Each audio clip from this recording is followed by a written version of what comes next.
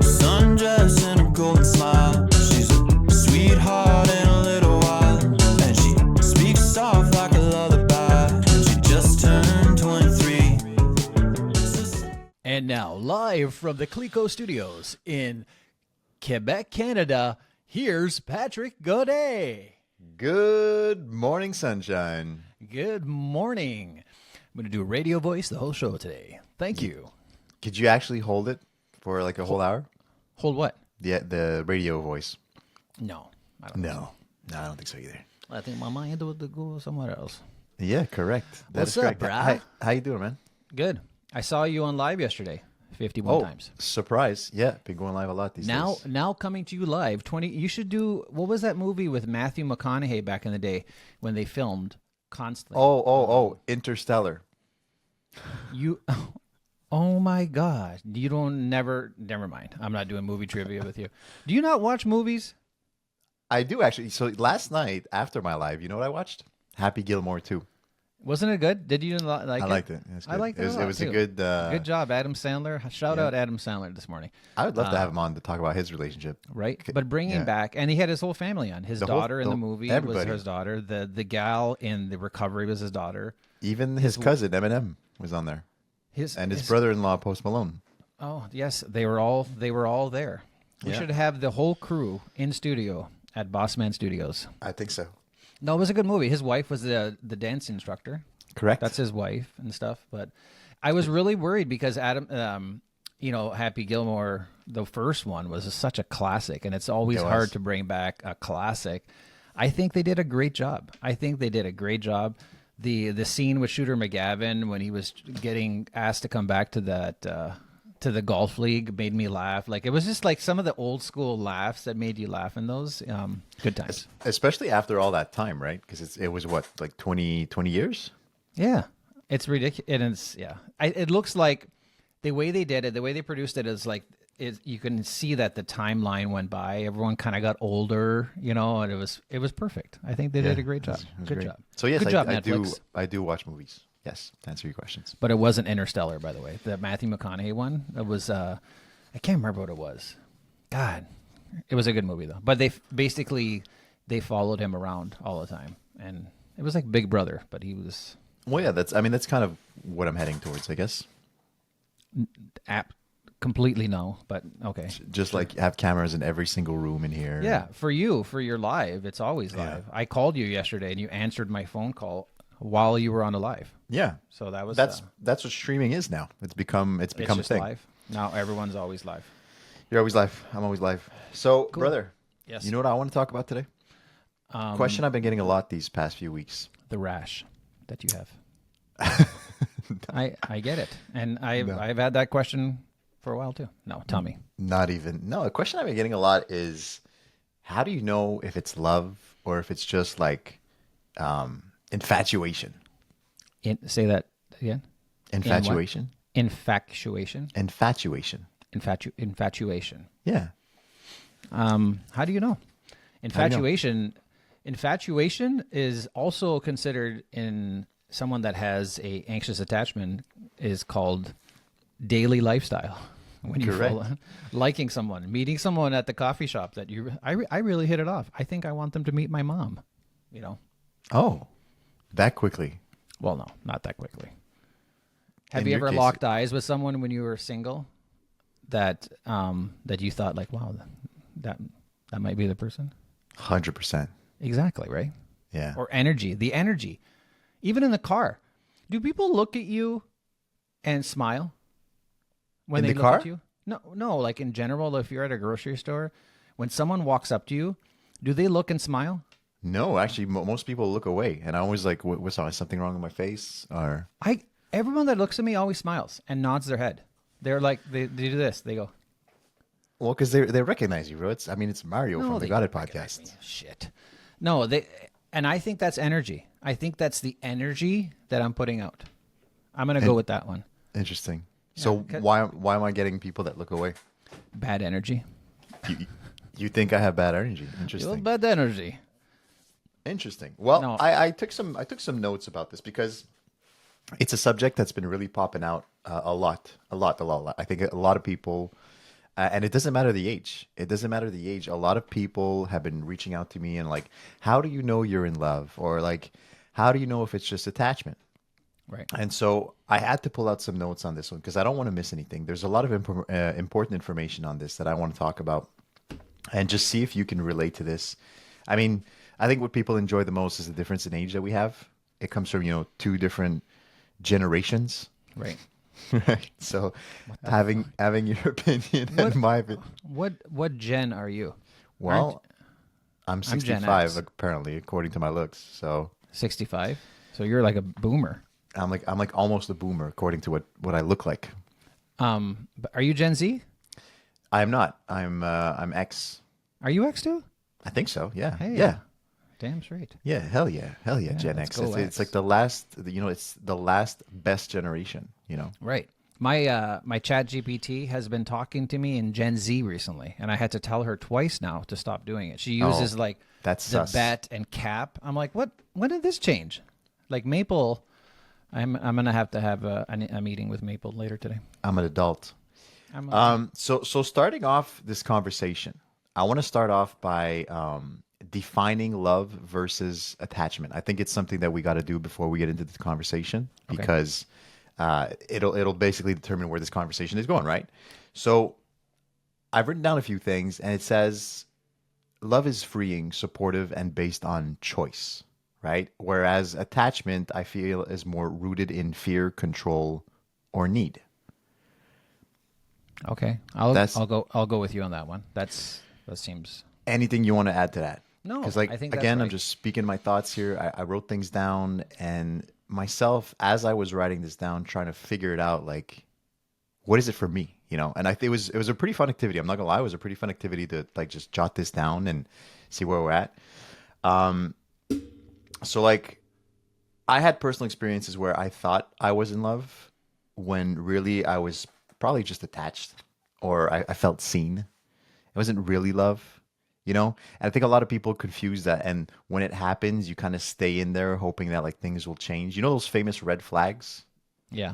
I don't think there are so many or as many red flags when you're in love versus attached. Attached, you don't see them, right? So, at what point are you talking about in the relationship here when love? Like, are you been dating for a while now, and now you're saying, "Oh, like, is this love?" let's call it the 3 months. months, Let's okay. call it a 3 month rule. I'm very big on the 3 month rule these days. I think we've talked about this. Yeah. So we'll call it like after 3 months. You've been dating for 3 months. Are you in love or are you attached? Got it. So how would you define it? Real quick. I know I'm kind of putting you on the spot here, but that's the whole point. How would you define love and how would you define attachment? I would define love as, God, it's so different with people, different attachment styles. Like, if I was, now that I'm a little more secure, I don't see it. I see it way differently because I have more value in myself. So I don't instantly put myself into that mode of like, I need this person in order for me to survive. Like, this person is like, you've been dating for 3 months. You're with them all the time. You can't wait to see them. I think a good test for you to do in the first 3 months is to be apart for some time to see how you're able to interact with each other when you're apart. Because that first 3 months, you just want to be with each other all the time. You're doing everything together. You're having honeymoon sex phase. like bunny rabbits. Like it's that first little time. I think being apart in those first 3 months and understanding the dynamics is really important. But as a former member, proud member of the anxious attachment family Club. I think falling in love is different from everyone. And when you were talking about it just now, I was thinking I wonder what people that are avoidant, that are getting into the dating game, do they even get into the dating game or do they wait for someone to come to them if you're an avoidant? They are definitely on the dating game. They are actually 90% of people that are on Tinder. Like, Really? That are oh my God. avoidants? Yeah. Okay. Yeah, because they're looking for that, and they know like it doesn't work, so they jump from one relationship to another, looking for the perfect relationship. That's what avoidance But do. do they ever find it? No. If they're an avoidant, they're never No, going to find it. they're never going to You know? find it, and they So keep what is saying love? it's. Every time I say that, I want to sing, "What is love but a feeling?" Which is true. Love is a feeling. See, that's but not the song I had in my head. I was thinking more, "What is love, baby? Baby, don't don't hurt." hurt me. Oh, yeah, that's a good one too. No, so love is something that for me is the little things in life that are better because of that person. Mm-hmm. Like I can enjoy a lot of things on my own, but it's always better when I'm with my partner. That is love. Right. I did a post a couple days ago on Instagram that it was me and my partner sitting in the lake watching Dante, and I saw that. and it was just us sitting. We weren't talking. We saw her thigh. Yeah. Yeah, we I weren't. recognized We her weren't. You recognized her thigh, but we weren't talking, and we were just watching the water. The sunset. The sun was going down, and it was just like that's all I need. I could have been there by myself with Dante in that moment, and she was doing something else, but that moment made it better. Right. That's all I need. That's love to me. To me, love is some enjoying life that you could easily enjoy by yourself, but they make it that much better. Right. That's love. I love that. I wrote something that I'm kind of super proud of. Again, these are this is me sharing my thoughts here. I wrote, "Love says I want the best for you," and attachment says, "I want you to make me feel better." Oh yeah. God, do you remember those days? Oh man, Damn. There's so many moments, dude. There's so many moments that even like obviously anxious attachment never goes away, right? It's always it's always there. Yeah. And secure attachment's always like, hey, I get it, anxious. You want to come out and play, but there's rules to this. If you want to come in, Stay in your lane. Stay in your lane. But yeah, that makes total sense what you said. Yeah. It's so true. Right. So, where do you think attachment comes from? Attachment comes from your parents. I think attachment comes from something at a young age. Depending on how you were raised, I think that sets the foundation of what kind of attachment style you have. That's what I personally think. Do you have something written down on that? I do. And I really like your answer because it's exactly what I wrote. I wrote, our blueprint for love starts way before our first relationship. It's from childhood wounds, emotional neglect, abandonment, inconsistency. Yeah, I totally agree with that. And I think we try to recreate or fix those wounds through our partners is what we try to do. And for me, like it's trauma bonds, it's the addiction to the highs and the lows sometimes. And for me, I mean, I don't think, I'm not sure if I've said this on here or on my lives. Very, very confusing now where I said things, but for me, it was I would confuse validation with connection. That was my biggest issue. So like, cause I got a lot of validation growing up, right? That's where my triggers and trauma come from. My parents were so freaking supportive, like to the point where I thought that's what I needed to feel loved. And again, I've said this before, it is not their fault. My parents, it's their first time at this thing called life as well. But when I was young, I was good at school. I was good at sports. I was good at everything I tried, right? And my parents would encourage me to the max, but they would also always be validating me. Oh, you're so good. You're the best. Nah, nah, nah. And it made me feel good, right? Because they kept saying, I'm proud of you. I'm proud of you. I'm proud of you. And as much as I thanked them for that, it did do some damage because what happened is throughout the years, then I was searching for that. I was looking for that validation. And I thought that in relationships, it was the same thing. I had to be the best in the relationship. And so I would always just do like so many things to make myself be validated or loved. And I was just going out of my way and doing this crazy stuff so that I could be the best in the relationship. Just for my person to tell me, oh my God, you suck. You're the best, or I'm proud of you. And then it wouldn't happen. So I'd go another step higher, step higher. And in the end, as you know, it would always blow up in my face and I'd get hurt. I can so see that in your character too. And when you were talking about this, I was thinking about how generationally families these days, and obviously it's not these days, back even when your parents were raising you, how they give like any sort of like emotional upset, and the kids, the parents are just like oversaturating them with love. You're perfect, you're great, and everything else. And I look back at my life, and I mean, I'm not tremendously older than you. I'm like a little bit older than you, I would say. Not so but bad. but in my family, if I told my dad I got third place or fourth place, or if I got something, it's like, oh, that's cool. Maybe next time you have to try a little bit harder, And in that in itself, like you think of you're saying about your trauma, and I go back to that movie. Remember 21 Jump Street? When Yeah. there were two cops, and then they had to go to their house, and he walks in, and they had the shrine of his accomplishments, like best and 21st place or whatever. They had a shrine for their son on the wall, and I've never seen that, but I see people doing that to their kids, where no one ever told them they sucked. Exactly. And that could have mixed emotions, right? Because if you grow up with you suck, you suck, you suck, you suck, and then you're like, shit, my parents never loved me. So there's got to be a balance there, right? But again, like you just said it, you said it really well. Your parents, this is their first time doing this. So and you're the baby of the family, aren't you? I'm not. No, I'm in the middle. Oh, So you're in the middle. they had a first try, and I was a second try. I was a Okay. second attempt, and it wasn't the same for my brother. My brother had a harder time at school, harder time at sports. So Who's the I can't. youngest? My sister.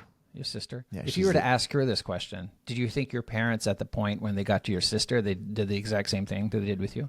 No, I think that's the thing. I think the more you have kids, the less and less you care. And I don't mean out of love. What like, number's this? Number 7. You Fuck still- them. They'll fend for themselves. Give them You the clothes from the other ones.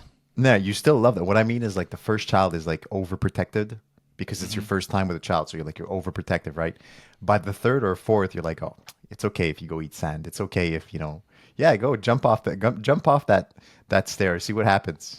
You Yeah, know? right? Like it's not like I don't care, but there's less attention. So I'm in the middle. And so it was very different. It was very different. But the moment I realized that that's what happened in my childhood, I was with my best friend and his wife.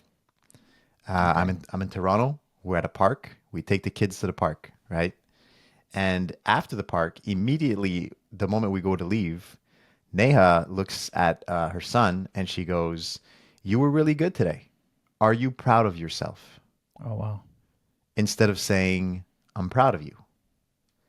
And I looked at her and I said, "What did you just say?" And she's like, "What do you mean, what did I just say?"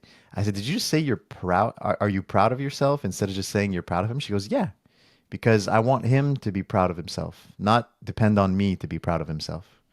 Nice. And I was like, sheesh. And it's at that moment that I realized, like, holy crap, that could have changed a lot of things for me when I was a child.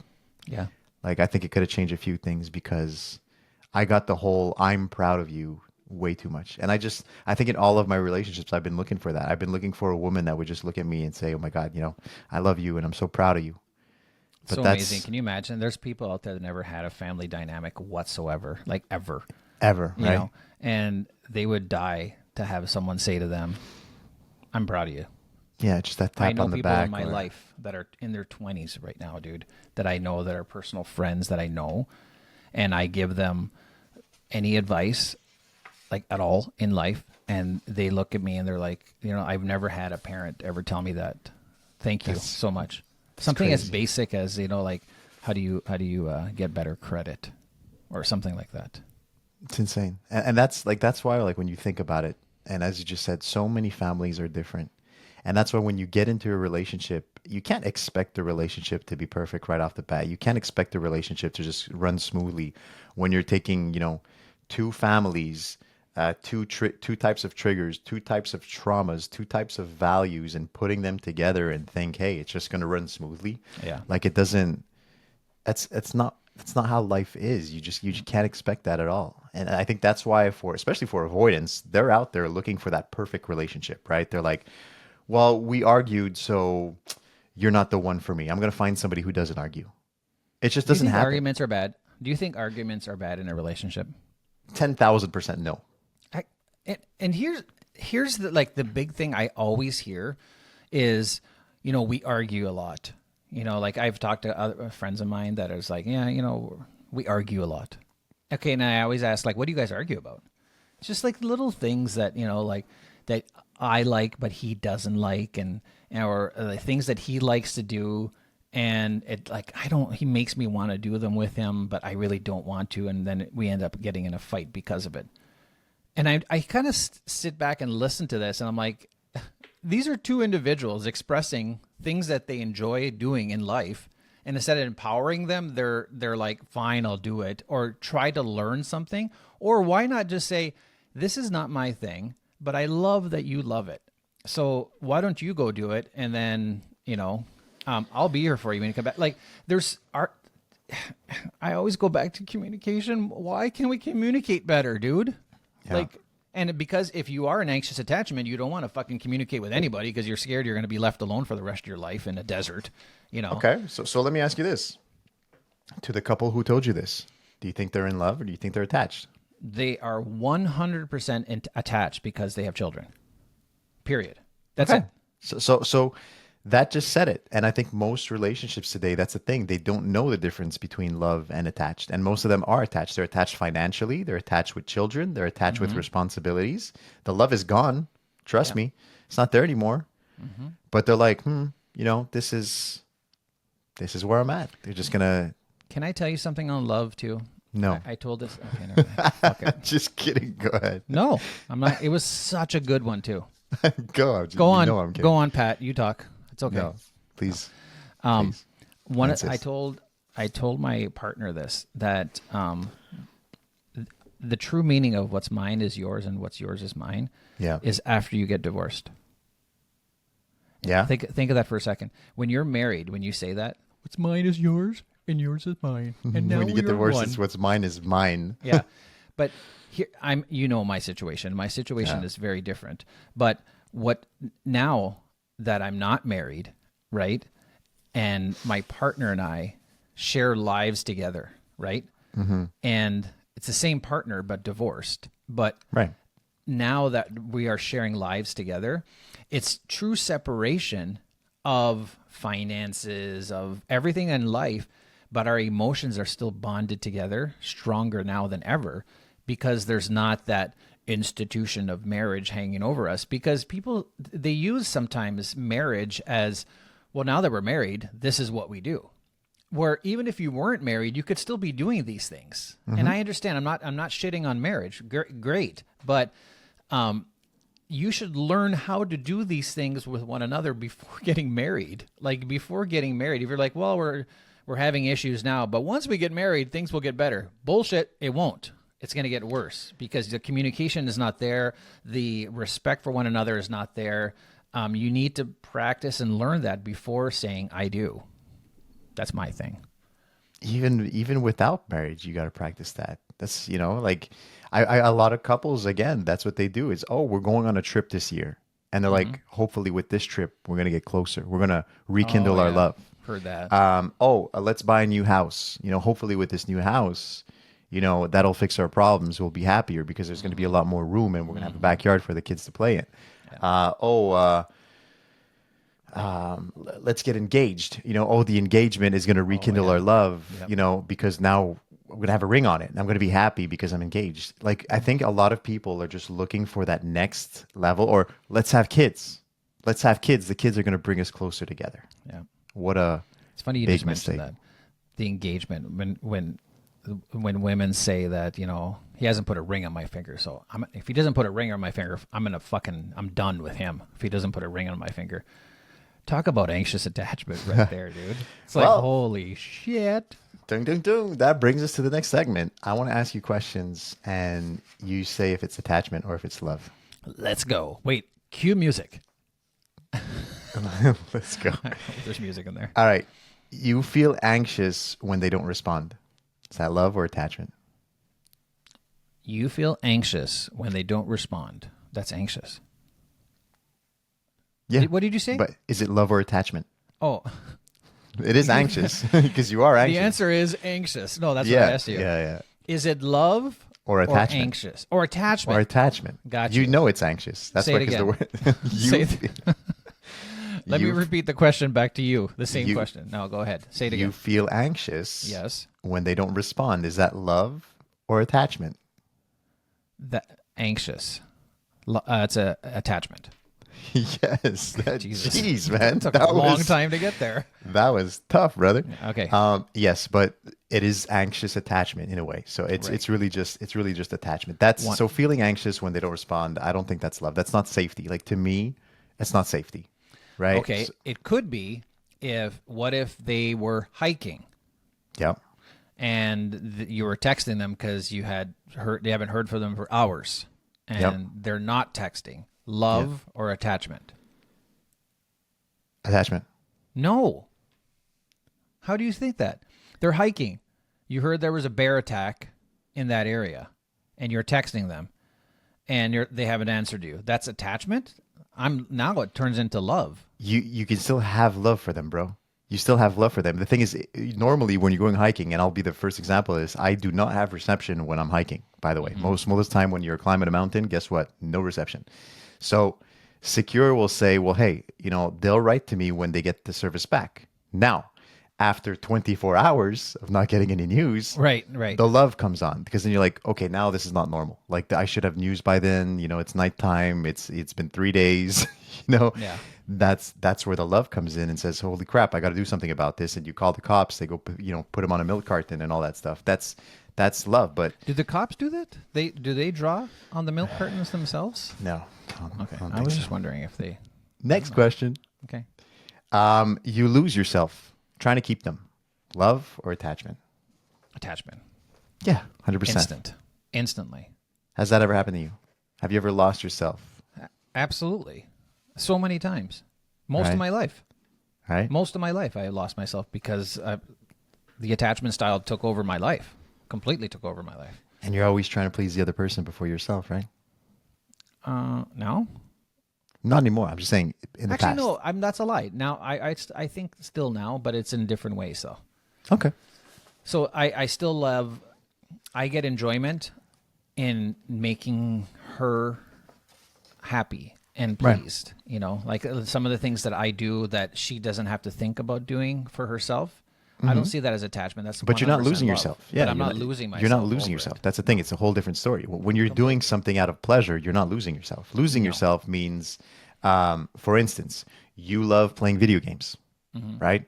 You love it. It's a passion for you. It's what calms you down. And you stop playing video games because your spouse thinks it's childish. Yes. That's losing yourself, Yes. right? I agree. Or on the other way around, a woman who loves, putting makeup on. She loves putting makeup on. It's her little thing. She feels beautiful. She does it for herself. And her husband or hubby says, "Oh, you look like freaking Barbie when you do that. I don't like it." Stops putting makeup. Loses herself. Yeah. That's what I mean by losing yourself. So to that point, I used to love doing videos. I did a lot of more social media stuff and posts. I would post all the time. I'd always have my phone out doing some sort of video. And I always wanted to put it out on TikTok or do something as far as like, look at me, right? And she hated it. She hated it, but she didn't she just knew that there was no way that I was ever going to stop doing it, right? Because I enjoyed it. So she just like, whatever, he does it. That's his thing. And she didn't really like it because every time that we do something or enjoy life together, I was out filming something, right? Right. and That's why you got now- those glasses. Exactly. That's why I got I'm not going to say the name because we're not sponsored because Matt always gets mad at me when I say names. Correct. But they're pretty damn cool. Nowadays, so now when I like something, like for example, the podcast is a very big part of both our lives. And I had to, it's good for me to be able to say, hey, I really enjoy doing this. I know it's very similar to something I did in the past that was like excessive, but I really enjoy doing this. And are you good with this? And that felt so much better, to be able to say that. What do you have on your hand, by the way? What is that thing on your hand? Oh, this? Yes. Oh, I sprained my thumb. Oh, Yeah. Don't know how I did it. I woke up. you I said woke up to that's what sprained you said thumb. when was sleeping. When you Yeah. were sleeping. I think I You sprained rolled over my thumb or something. I don't know. it. Oh, interesting. So to that point is it's good to not lose yourself, but I think it's good to include them. It's good to include them. A good friend of mine loves playing D&D, Dungeons and Dragons. His wife, we played a couple times. They showed us the game, but he does it with his friends, and he loves doing it, and his wife loves that he does it because it brings him happiness. Like that's good relationship. But that's healthy. Yeah, that's healthy. I mean, I caught myself in relationships where like I was, me, like I'm down for anything. You tell me, Pat, you want to go do this? Yeah, let's try it. I'm always good to go. Like I always want to try stuff. And I realized very quickly that on the other side, when I want to do things, it was always like, no, I don't want to do that. No, I don't like that. And I was like, what the hell? Like I'm always doing like I've done hot yoga, I've done Pilates, I've done like so many women activities. Donkeys. And let me rephrase that. It's not just women activities, just like generally viewed as, women activities. There's not a lot of men out there that are going to say, yeah, I do Pilates. You know what I mean? Right. But I've done them. I've tried them. Pottery, arts and crafts. There's so many things that I've done because my spouse wanted to try it. And come to think of it, when it was my turn to do stuff, like go rock climbing or go paintball or whatever, it's like, no, I don't want to do it. Like, so there's got to be like some sort of, is it concessions? Is that what you call it? Concessions is where you buy food at a stadium. Okay, so it's not that. In French, it's the concession, I think. Concession. In English, it's you know what I'm talking about, right? conceding. I don't know. Whatever. Anyways, next point. Doesn't matter.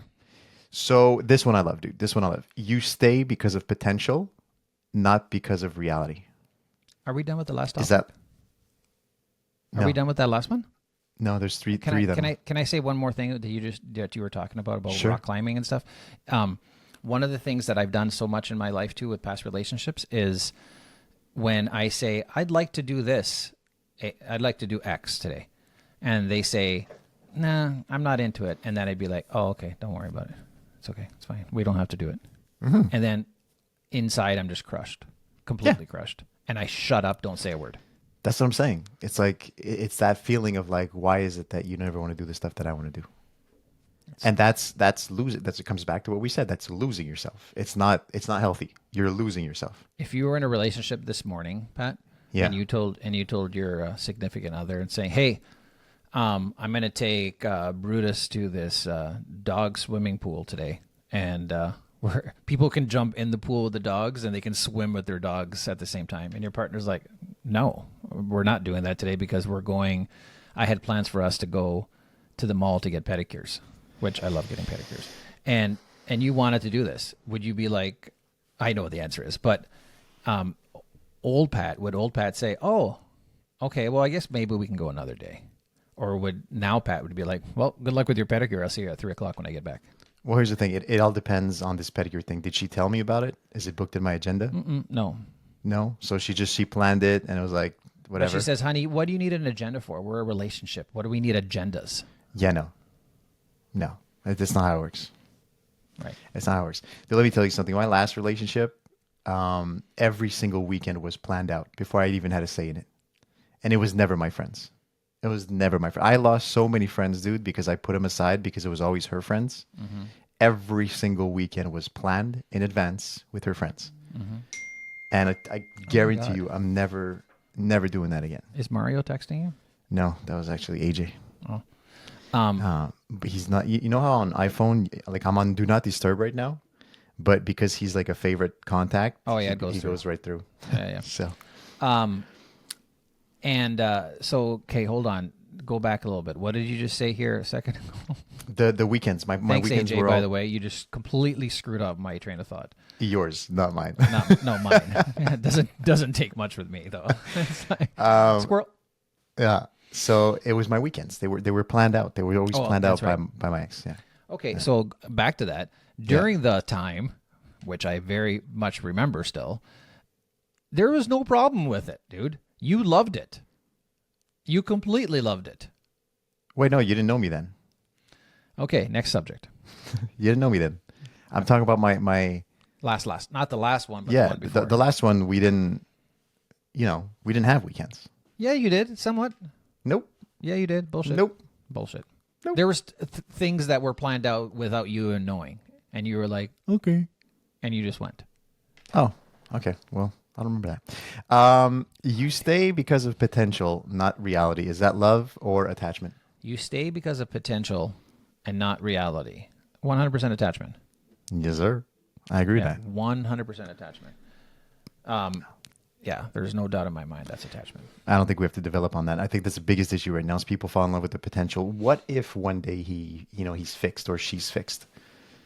Maybe I'm going to be happy then. Say it again.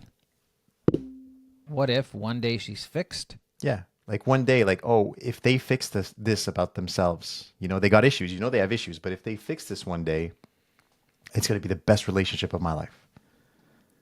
Attachment. Are you kidding me? Well, that's what I'm saying. We're on the same point.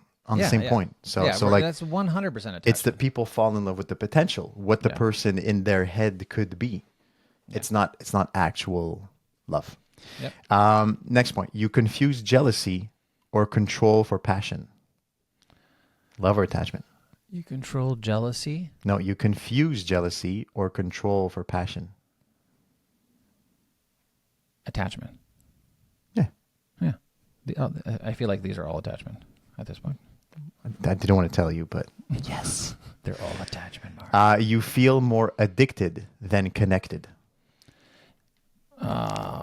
Let's see. Love. Wrong. How about I say the wrong answer? Remember that one where it was like the one where I was asking you trivia? You're like, are these all like made up relationships? Yeah, they were. They were. That was crazy. Yeah. All right. So the next thing I wanted to talk about that I wrote down was how to heal attachment wounds. Because people are like, okay, that's fine. I mean, I get that maybe I'm more attached than in love, but like, how do you get out of it? How do you get out of it? How do you fix it? Right. Mm-hmm. So here's what I wrote down. I wrote down, you don't heal in love. You heal before you love. You don't heal in love. You heal before. Yes. Okay, so taking some time off, being alone. There's a statistic that just came out recently that said anybody who's remains single after a relationship for over 6 months has 21% more chances of getting into a better relationship. Right? There are people that jump from one relationship to another because they don't want to be alone. Right? Mm-hmm. So they just jump from. And by the way, I was that guy. I was Especially that guy. when it starts getting a little stagnant, when it starts like, oh, this is not going right. Yeah. So then I'd start, shopping around, getting another option, and then boom. Would you feel like shit when you did it? When if you were with this other person still? I wasn't with the person still. Oh, okay. It's just like the person. You weren't a gigolo. It was over, and then I jumped to a next relationship. Okay. How fast would you jump into an real fast. Yeah, right. Real fast. Like I couldn't. That's anxious attachment 101. Yeah. Real fast, dude. I couldn't spend a month alone. On that. Are you tired of that last relationship and you're broken up? Anxious Attachment 101 is get into a relationship within the first 12 hours. 1-800-CALL now. Yeah. Yeah. So yeah, that was me 100%. I couldn't be a month without, of being alone. I needed to be in a relationship. How quickly, like if the relationship was over, how quickly would you be thinking of exes that you could call? Never. I never went back to exes. Oh, never? Never went back to it. Not one.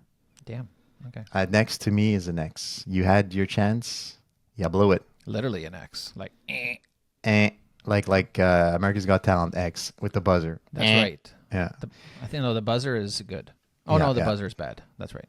I was thinking about the gold buzzer. The gold buzzer is good. Yeah. That's what I'm looking for now. I'm looking for the gold buzzer. Right. Yes, you are. You're like searching in the woods. Yeah. You're like, is this it? So I think you have to build your self-trust so that you're not relying on someone to regulate your emotions. And that's really what hit me first. Because I was really depending on others to make me feel happy. And that was one of my biggest mistakes. So you have to learn to like self-soothe and instead of chasing reassurance, right? Is again, comes back from my childhood trauma, right? Chasing validation, chasing reassurance, having someone to tell me, oh, Patrick, you're so good. Oh, you're a good guy. You're just amazing. There's nothing wrong. I love that stuff, dude. Back in the day. Now, as weird as this may sound, when somebody tells me that, I'm like, I don't care what you think. Like, Thank you. Do you say that with full conviction, or do No. you say that no? 'Cause No, I no, don't- it's I not. don't- I don't believe. Here's the thing: if it comes from someone I love, then definitely. And no, hold on.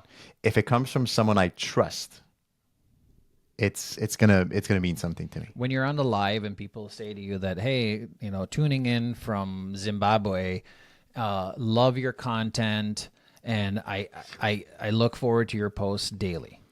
I appreciate it. But somebody asked me that last night, actually. Like, does this stuff, because we just hit 10 million likes on TikTok happened last night while I was on live. And somebody asked me when it happened, how does that make you feel?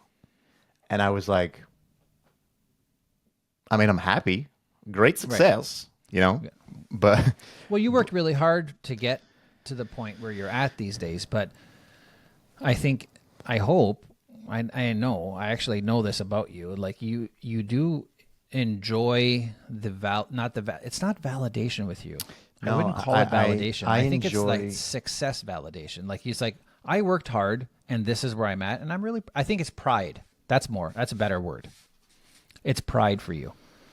Because for you to get to 10 million, that's a big feat. That's big. When you got to 400,000 followers on TikTok, it's exciting because it's like, I'm proud. I put in a lot of work. There's a lot of videos, dude. There's a lot of videos and a lot here's of the thing. content. I think this is where the difference now is. I'm proud by myself. That's really what it is. I don't need someone to tell me good job. Now it comes from me.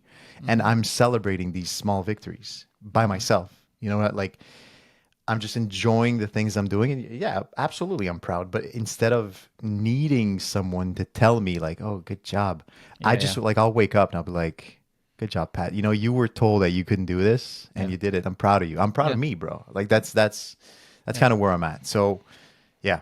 That's a my weird answer. feeling for an anxious attachment, though, because I say that to myself from time to time these days, too, on different things that happen in my life. And I am proud of myself. Yeah, you have to. Especially, it's funny. Last night I was doing some remixes on some shorts on YouTube, and I was going back to past episodes, and then I was like, oh, I wonder if I ever did one from this episode. And I went back to, season 1, a couple episodes in. I said, I wonder if there's any like good things that I remember from those episodes. And I started watching you and I communicating and talking, and I see the difference in me from back then to now. You know what I mean? It's like, imagine when we're going to look back in season, 11 or 12 or 14, when we look back at ourselves today, and it's like, what kind of growth? We're 93 years old. It's like, we're going to day. Good morning, sunshine. You're like, smoking a cigarette. No, I'm not going to. Have you ever smoked? Never. No. You never smoked? No. When I was in Canada, I used to smoke de Maurier. No. Do they still have that? De Yeah. Maurier? And Players. Yeah. Players liked. This episode is not about smoking. No, not about smoking. Fuck smoking. The other thing I realized, being alone is not rejection. It's reconnection. I always thought that being alone, I felt like I was a reject. Like, I'm alone because I don't have friends. I'm alone because I don't have a spouse, blah, blah, blah. Like, I hated alone time.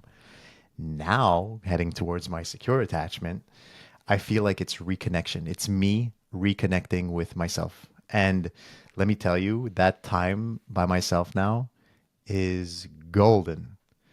And I mean golden. Like, I just cannot wait sometimes to just do my stuff alone and just be in my little bubble with Brutus, and just like, that's a little moment, me time, And I couldn't do that in the past. I just couldn't, dude.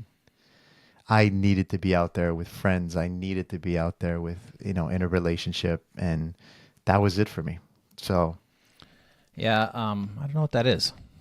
Alone. Did you just say you don't know what that is? Mm-mm. I don't believe you 1 second.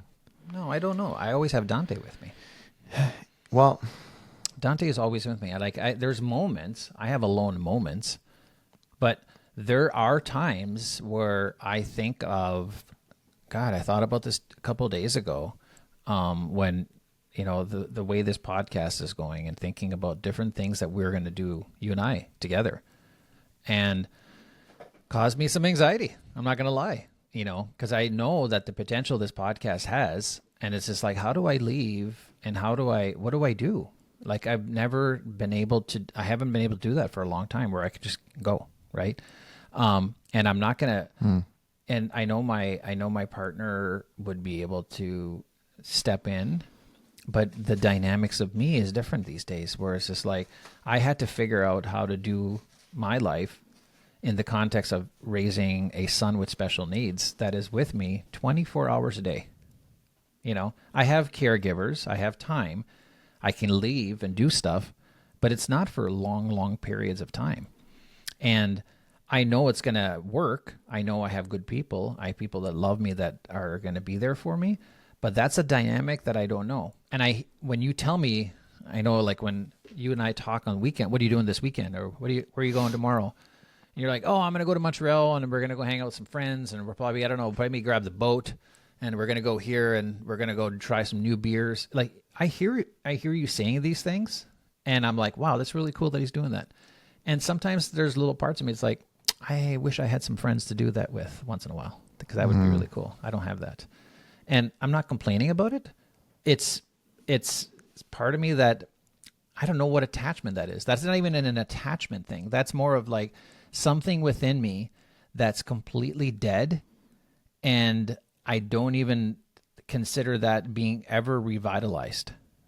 And it's sad, but like when you said go hiking, like I couldn't imagine going hiking and shutting my phone off because I'm always thinking, what if someone needs me if something happens to Dante? You have major FOMO. Major FOMO. Major, you know. And it's and I think for those of you who I'm don't know not what FOMO alone. is, There's parents out there that are like me that are dealing with a million times worse, you know, and Yeah, I they're think so too. there and they don't have the life. They can't do anything. And so, I hear what you're saying, that alone time is great when you can get it. You know, when I tuck Dante in at night, I tuck Dante in every single night, and he makes me say, you know, I do a little skit with him, and then he tucks me in, he says, I love you, and I go to bed. From that moment until morning is my time, right? Yeah. I can go watch a movie, I can do whatever I want. He will, after I say goodnight, that's like done. He doesn't bother me. He knows that's my time. And that's the only time I really do have. So it's between 9 and 5 o'clock in the morning. It's crazy. So if you want to go hiking with me, hit me up and we'll go hiking at 11 o'clock. Well, we'll just get him someone to you know, he's got a caretaker, right? Yeah, Dante's got great people in his life to help him. Yeah. It's me. It's more me. Yeah, that's a How you do I problem. let go? How do I let go of that? That's a you problem. I'm telling you straight up. 100%. I'm working on it slowly, but it's 100% a me problem. But I get it. I mean, especially for your kids. Like I can't really get into that subject because I don't know what it's like.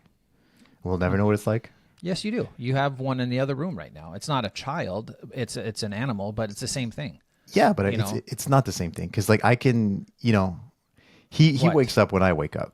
I get it. You know what I mean? Hey, He wakes up when I hop wake up. on He a plane doesn't. today. Dude, hop on a plane and come to Minnesota. Absolutely, I'll take him with me. Okay. No, you can't. Why not? No, he can't fly.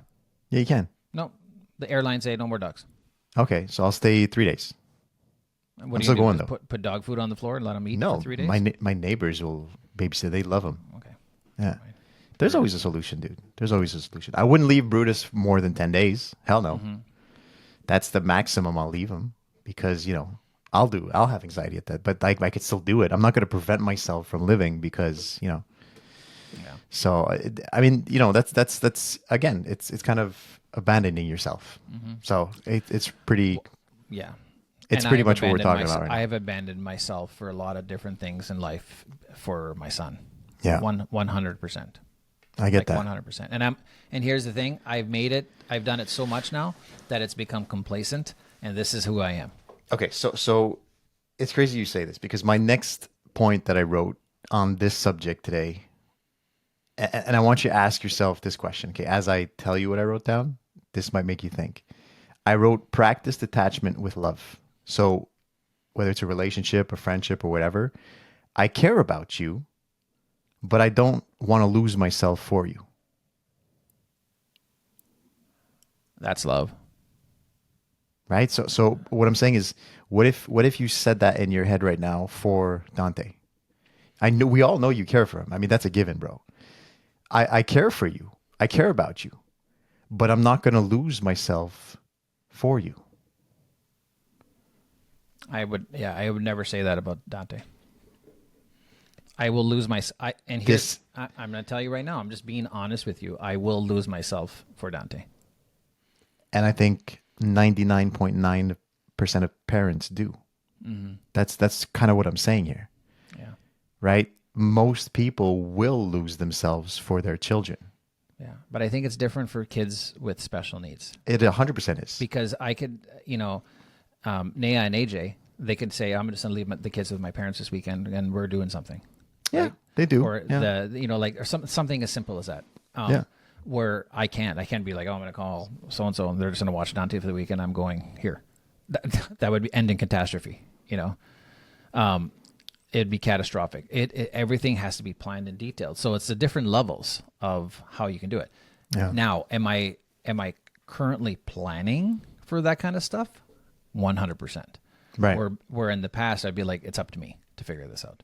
Or actually in the past it would be like, it's up to my partner to figure out and then let me know what you come up with. That's what I would do. I would just dump everything, which was completely unhealthy and sad. Yeah. And I completely get that. And that's why it brings us to the next segment of, real love. What is real love? Because we talked about what is attachment, but what is real love? And I'm going to tell you what I wrote down. And maybe you can apply this to even loving yourself, being that you're taking care of an autistic child. Maybe this could have an effect, whether it's relationships or with kids. So I wrote down, love isn't supposed to feel like survival. Mm-hmm. Not supposed to feel like you're surviving, right, in any relationship. Love allows you to be yourself without fear. So what do you just say? Mm-hmm. You're scared of what it's going to do if you're not there or if you're not present. There's trust without needing constant proof. Space isn't threatening. It's respected. And was there another one? No, that's it. So oh yeah, there's another one. I put love is a choice and attachment is a need. So how can you apply that to your relationship with the kids then at this point? I know we're talking about love relationships, but since we've been on that discussion, how do you apply that in the relationship you have with your children? Yeah. It's practice. You have to practice it somehow, but it's hard. The question is, can you actually do it? Because now you got me thinking, if the parents, we got parents listening to this episode 100%. Mm-hmm. Absolutely. How does a parent go about this in their relationships with their children? Yeah. Can you treat it the same as the relationship that you have with a partner? I feel like the answer is no. No, absolutely not. So, and with a partner, it shouldn't be easier. It should be equal, but it's easier with the partner because the partner brings themselves, to a relationship. You're both adults, and if the parent, was able to look at their significant other or partner on the way they look like their children, relationships are supposed to be unconditional love, and that's what you have for your children. It's unconditional love. But if you're able to take a little bit of that unconditional love and show it to your partner and understand that they're people, like if your kid was born with an abnormality or a special need, like I have a son with special needs, but if your son or daughter was in a wheelchair or something like that, you wouldn't hold it against them. You would find ways to adapt life with them. And I think in relationships in general, what people forget is, we talked about this earlier at the beginning of the show, is they come to a relationship, they always assume something, they always come up with ideas to make it better. The ring on the finger, the marriage, the kids, the dog, the bigger house, the bigger car, the best boat. Let's add something to make this better. Mm-hmm. And they forget within those dynamics that sometimes they can't. That thing is not going to make them better. That thing is not going to make them better. I can give Dante different meds and try different things and tried the cannabis and tried all these different things to try to improve his life. But at the end of the day, the result is what it is.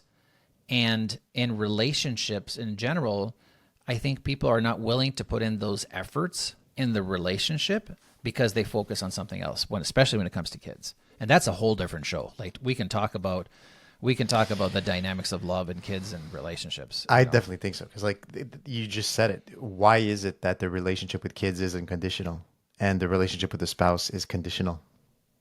Yeah. Like, especially if they're natural born children with each other, like if it's mother and father from the same child, that's like, wow. In my relationship, my partner came into a relationship with 2 children that weren't hers and loved them unconditionally and took care of them forever and is still loving them to this day. That's a special person. That's a special, amazing person. And if you can't see that in a relationship, this person that comes in and is taking care of your children from somebody else and loves those children, and you're still having these arguments with them, dude, look in a mirror. Because like, holy shit, you were graced by the presence of another person and you're not taking them into consideration. Like, holy shit, what is wrong with you? Yeah. But to the point, Pat, it's when it's kids, it's like, oh, they're kids. They're learning. They're young. There's always something. But why don't we have the same compassion for our partners? Why don't we? Yeah. Why don't you have that that's same? That's what I'm saying. We have to learn to do this. Okay. We have to learn to do this. Like this is. That's what I'm saying. When it's your child, it's like, oh my gosh, this is. I remember holding my daughter when she was born. Like the night she was born, I remember holding her in my arms, and I was like in my 20s, and I'm like, holy shit, I'm somebody's dad. First of all, I'm somebody's dad, and that changes when you have a child and you look at this person. That person depends on you. You're their father or mother, but that's your child. And that dynamic starts from day one. It's like, I have to protect this person. I think it's a protection thing. And then you look at the relationship and it's like, well, they just showed up. They're adults. They have other family members. They have parents. They have their own stuff. They just showed up. That protection side of it is not as strong, I think, with partners.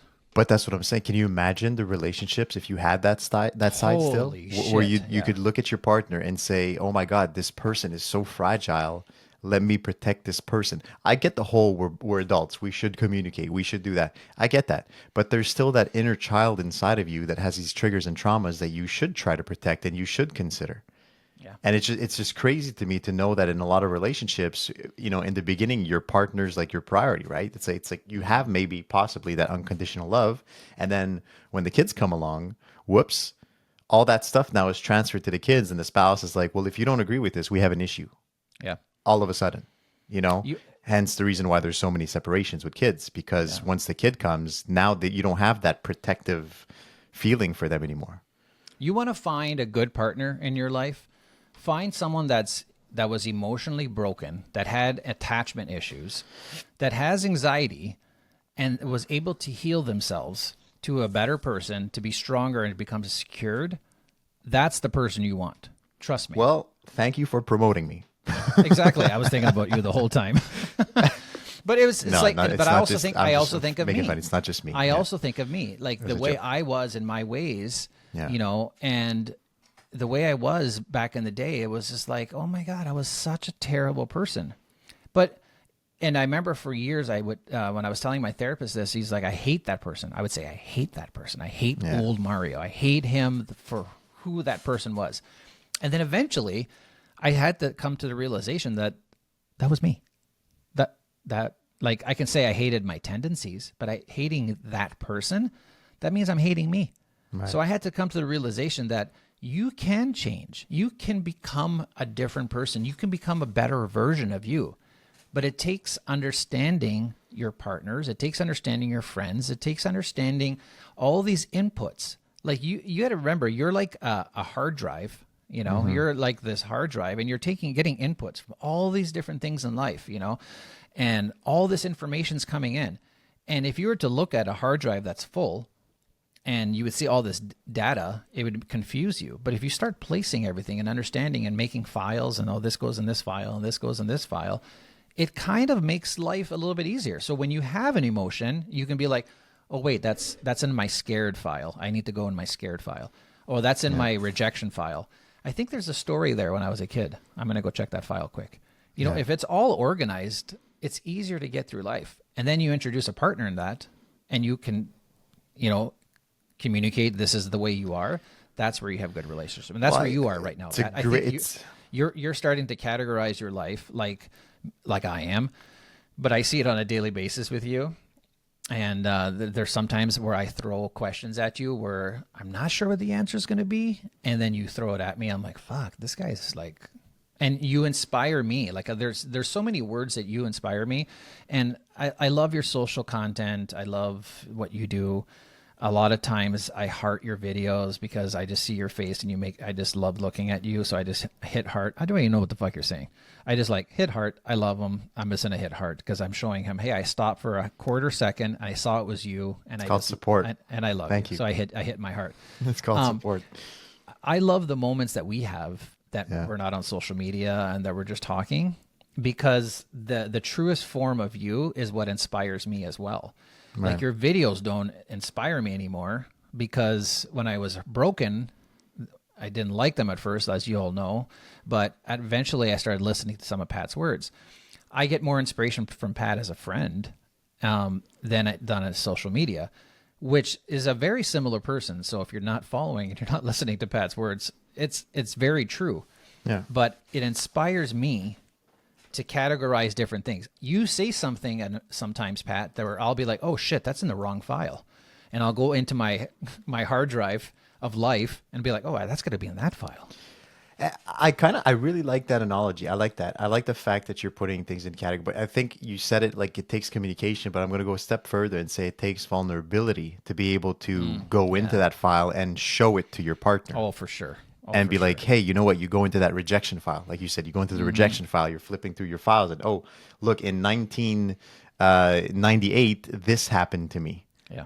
And then you show this file to your spouse, and that takes vulnerability to be like, this is what happened to me. And this is one of the reasons why I feel like this today, or I'm acting like this today. Yeah. So that's a great way to put it, man. That's great. That's and awesome. Never empty your trash bin in your life. Like the trash bin, there's some things that can maybe get removed from time to time. Like maybe you have... Oh no, dude, we're good. I got a Mac, so I got Time Machine. I can, even if I put them in the trash, I can get that's them nice. back. You can just go. But like there's that, maybe you had a bad foods that time, that one restaurant you went to, you're like, ugh, I'm never going. You could get rid of that. Fuck it. You don't. But in like arguments and fights and things and rejection, and you're like, I'm gonna delete that file. Don't delete it. Or put it in your time machine, because you never know when you're going to have to access that. Because if you delete it and it was something that you didn't like, what if something happens in life that you're like, wait a minute, I deleted that file and it's gone, and then you get hurt again, or something happens over and over again. You know, Nicely put, man. It's like the way you go back to relationships, and you hear people like, "Oh, I've been abused in a relationship, but you know, I'm gonna go back. He's changed his ways." You know, it's like, what? Did you delete what he did or she did? You know, like so. I like that analogy. That's going to be... It's good, yeah. That's going to be the cover of our podcast. It's going to be a hard drive today. Yeah, you know, a trash can. A trash can and a hard drive. Wow. Any more questions? No, dude, great episode. I would kind of say, I'm going to end it like this. I'm going to say, just because you miss them doesn't mean you have to go back. Speaking of this trash can, that's how I'm going to, end this episode, because that's attachment. Mm-hmm. You can miss someone, but it doesn't mean they're the right person for you. So just because you miss them, don't go back because of that. So, and what I'm going to take from this episode is like really learn to love you. Like it's love. If you go back to season 1, I remember saying to you many times, Pat, it's like, I'm learning to like myself. I said one episode, I said I'm dating myself again. Like I'm starting to learn who I am. You know. Yeah. I really love me now. Like I really do love the person I've become. Man. Like I'm feeling that. I'm transparent. I'm living very harmonious. I'm trying to stay very balanced in life. And I still go through ups and downs. Don't get me wrong. Mm-hmm. But even the worst of downs is not the worst that it used to be. Now it's a down, it's a blip. And then I'm able to come up. And that's the difference. And I know it's always self-improving. And I never want to just get to a point where like, I'm done. You know, I just want to always self-improve. So I'm going to end this episode with saying, like, learn to love you, because it's totally worth it. I love it, man. Cool. Well said. Well, that's it for now. Make sure you guys continue to follow and subscribe. We have an amazing guest coming next week, so we're not going to announce it right now, but we'll probably do some promos at the beginning of the week. We have an incredible guest. You are all going to know who this person is. I've gone down the rabbit hole since Pat has introduced me to him, and what an amazing human being, and I can't wait to talk to him next week on the podcast. So be sure to tune in next week, next Friday, which I have no clue what the date is. I think it's the 8th, right? I think the 1st is tomorrow. That is correct. Yeah, so August the 8th. But Pat, great show. Thanks for the questions, and I did pretty good. Don't you think I did pretty good today? Like I stayed focused somewhat? Very proud of you. Sorry. Are you proud of yourself? I'm always proud of myself, dude. Hey, even when I make you upset on these podcasts, I forgive myself. You never the make me second upset. I do. You know, the second you always say it's to me, out of love, dude, you're out of your lane or whatever you say. I'm like, oh, I forgive me every single time. So. You know it's out of love. I know it is. Okay, well, have a great day, everybody. Thank you, buddy. See have a great weekend next week. Love you. Love you too, brother.